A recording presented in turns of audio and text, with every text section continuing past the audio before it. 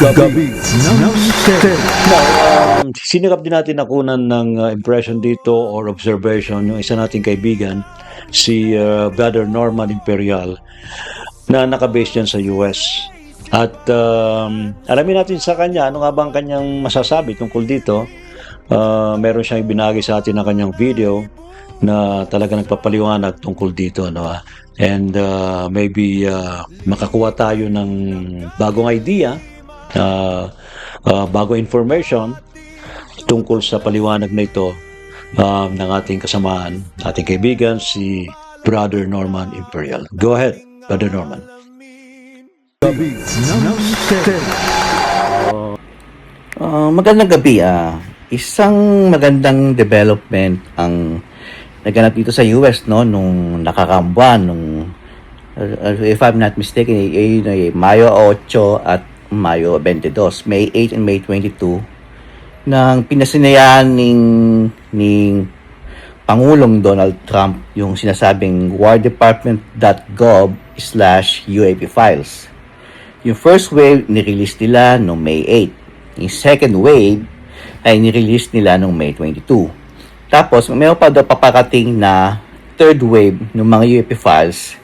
Watch out na lang daw. So, hindi pa ina-announce kung kailan. So, pang format niya is every 14 days yung release. So, hindi natin alam kung paano gano'ng katagal. So, malaki talagang development para sa, hindi lang sa ufology community, kundi pati sa mga ibang ahensya, yung mga skeptics, sa NASA, siguro pati na rin mainstream media.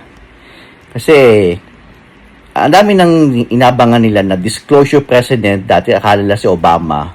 Pero sabi nito ni Donald Trump, bawal din ginawa ni Obama kasi ang nilalabas daw niya ay mga classified documents na hindi pwedeng i-declassify.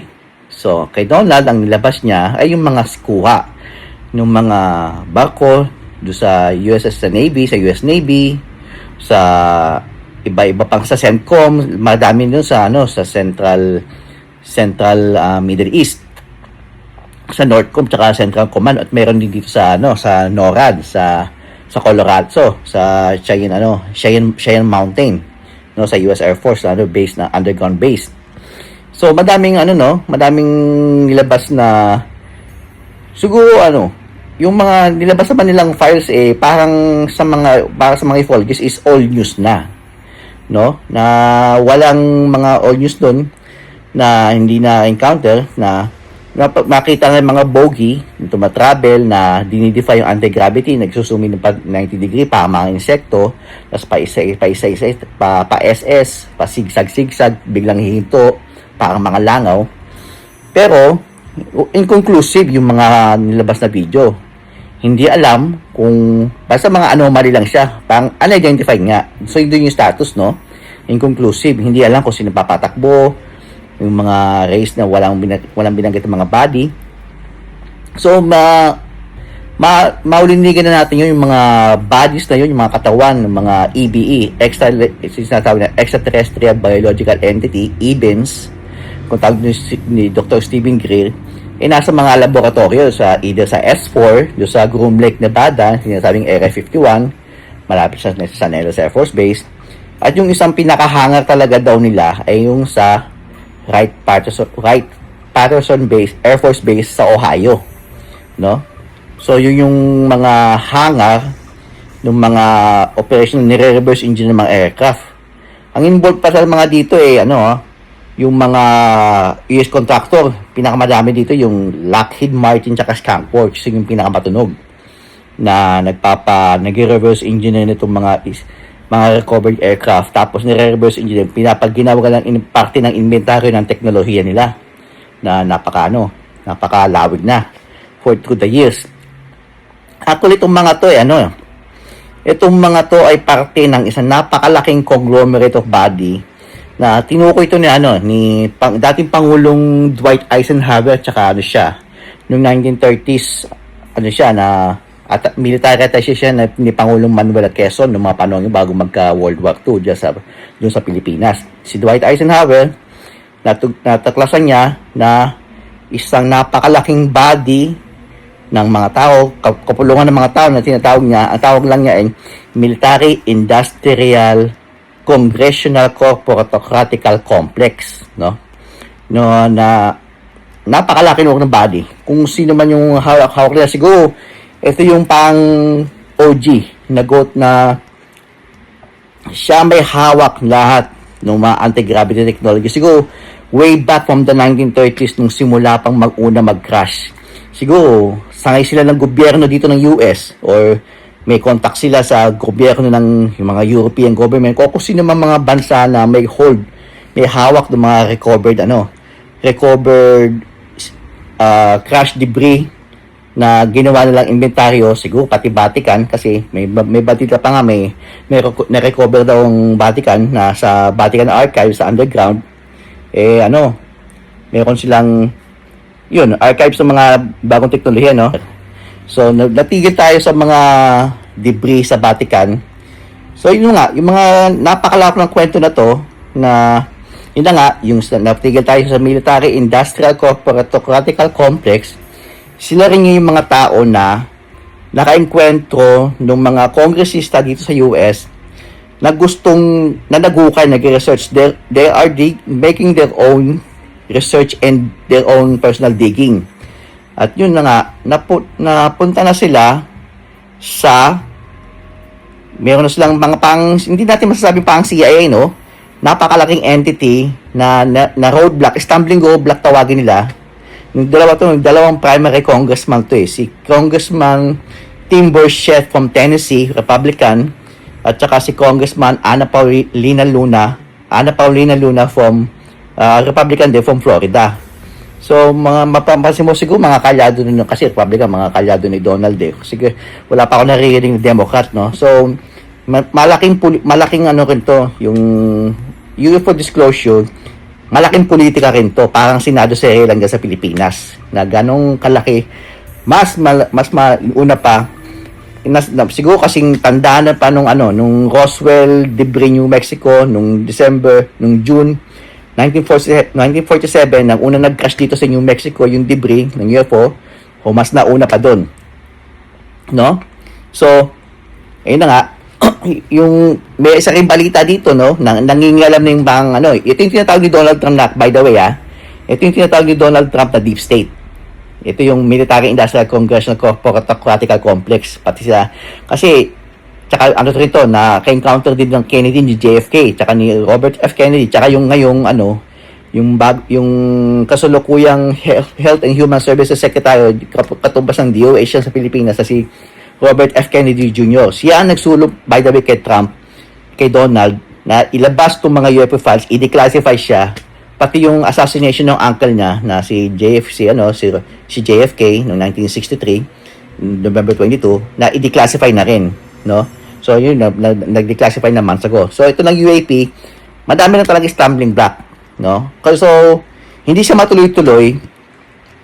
Kasi, ito pa may nangyari pa, sa Department of National Intelligence, mga 2 weeks ago, kinumpis ka ng CIA, yung bahay ni Director of National Intelligence, si Tulsi Gabbard, para, yung kunin yung mga files ng MK Ultra, mga CIA mind control PSYOPs project ng CIA. Ito na kung napapanood nyo itong MK Ultra, ang excellent example ito ay yung Manchurian Candidate, o yung tinatawag na sa Marvel movie na lang si Winter Soldier, si Bucky.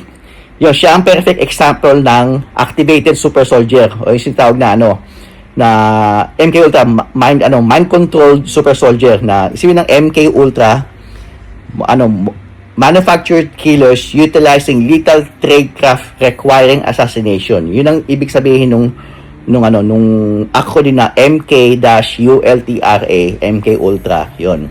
Manufactured killers utilizing lethal tradecraft requiring assassination, mga mind control, mga assassin. So, meron pa parang mga kumbaga ito yung mga illegal experiment.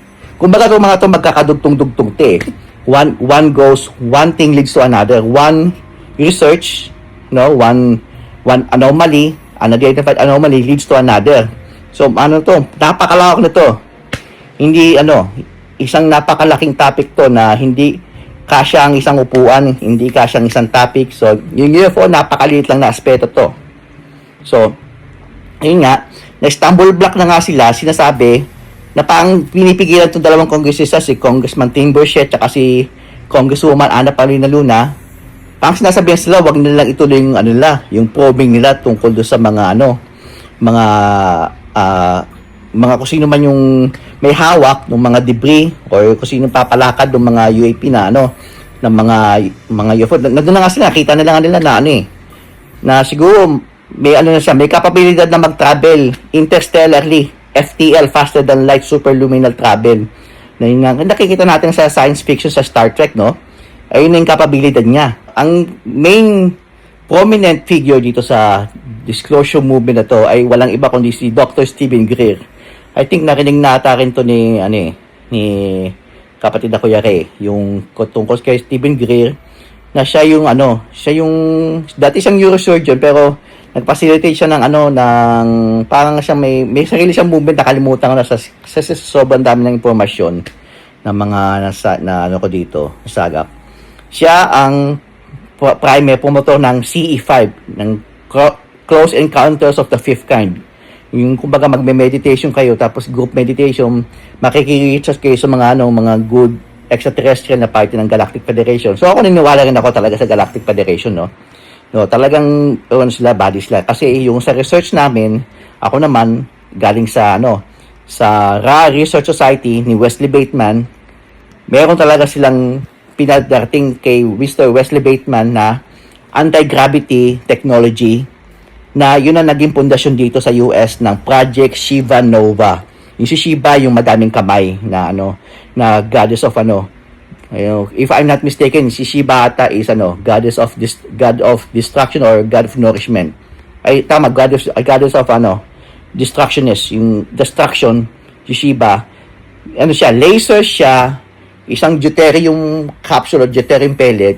Madami siyang laser nakalagay sa isang confinement device na pang fusion, pero hindi siya mag-fuse ng hydrogen to hydrogen na magiging helium. Ang gagawin niya, yung mga deuterium pellet, tutunawin niya ng million degree centigrade ng mga laser, tapos paiikutin niya, tapos yun yung magiging anti-gravity. Medyo mahabang proseso eh. Pero nando sa akin, meron akong papel, kung gusto ni Mr. Ray Sibayan, makukuha niya sa akin yung So yung sa amin yung secret space program na yun ang naging batayan ng may sinasabi si Mr. Corey Good na Black Ops, either Black Ops na secret space program ng mga military sa US Air Force, or minsan hindi naman siguro solar warden kasi mga high level na yun yung mga taga yung nasa kalawakan. Si solar warden nanggaling sa sa Project Paperclip. Yung mga German scientists, sila Von Braun, may mga rin sila, may mga hawak din sila anti-gravity device, yung sa mga New Schwabenland, yung mga yung mga sa Brill tsaka Hannibal na mga spacecraft na German anti-gravity craft, mga German Secret Society, yun ang promotor nung yung Project Paperclip na naging solar warden. No, so mga hawak na sila. So mga mga German Secret Society na mga forbidden na mga topic na to sa sa mainstream. So bihira lang mabanggit tong mga secret program. So yun ang yun ang parte sa akin, siguro na link pa rin to do sa 11 or 14 scientists na either nawawala or nakita na buhay, nakitang patay dahil sa ginagawa nila sa anti-gravity. Mainly ang sa dito ay si General McCasland sa US Air Force, Brigadier General na nakadestino do sa Kirtland Air Force Base, New Mexico. So, madami sila na So, delikado tong mga yung laro ng kabal. Ang tawag dito ni Amang Bathala ni Matanda ni Oldman, 666 yung Dark Cabal. Sila yung sinatawag na ni Mr. Dwight Eisenhower na Military Industrial Congressional Corporatical Complex, na sila rin ang umaharang doon sa dalawang congressman, si Congressman Tim Burchett of Republican of Tennessee and si Congresswoman Ana Paulina Luna, Republican of Florida, na sinasabihan sila na wala na silang this is the end of the line for them. Wala na silang maki-research pa na tungkol sa mga anti-gravity kasi magdidig pa sila, wala na sila makikita. Either siguro, sasabihin na manganganib ang buhay nila or wala lang sila talaga makukuha pag may na pag nagtuloy pa sila, may makita sa impormasyon, baka yung pa maging mitsa, no? So, napakalaking politika talaga nito. Ito isang laban ng spiritual, labanan ng dilim, laban sa liwanag, laban sa dilim. Itong lagi sinasabi ni Amang Bathala, ni Amang Senyor Ignotente, Amang Senyor Ninoy Pipsus, Amang Senyor Glawasadi. Yung tatlong pangalan niya sa pinanggaling niya, si Amang Bathala na siya talagang Diyos kataas-taasan, sa maniwala man naman nakikinig dito o hindi, si Maestro Amang, ang pinagkukunan ko ng source ko, yun ay sa katauhan ni Nanay Baby, Nanay Teresa, na naging guest na rin ni Mr. Ray Sabayan. So sa ngayon muna, peace out and namaste. Have a good night. Kung ano man itong mga paliwanag ni Brother Norman, nasa sa inyo na rin. Iniiwan ko rin sa inyo, ha. Kasi opinion lang naman to. May kanya-kanya naman tayong opinion. So we have to respect other people's opinion. Ako, meron din ako sariling opinion. Ngayon, kung meron kayong gustong i-share na opinion or idea, ay malaya naman kayo na mag-post ng inyong comments sa ating live streaming, sa ating live chat, dito sa DCRH Gabi na Misteryo. Gabi ng Misteryo. Gabi ng Misteryo.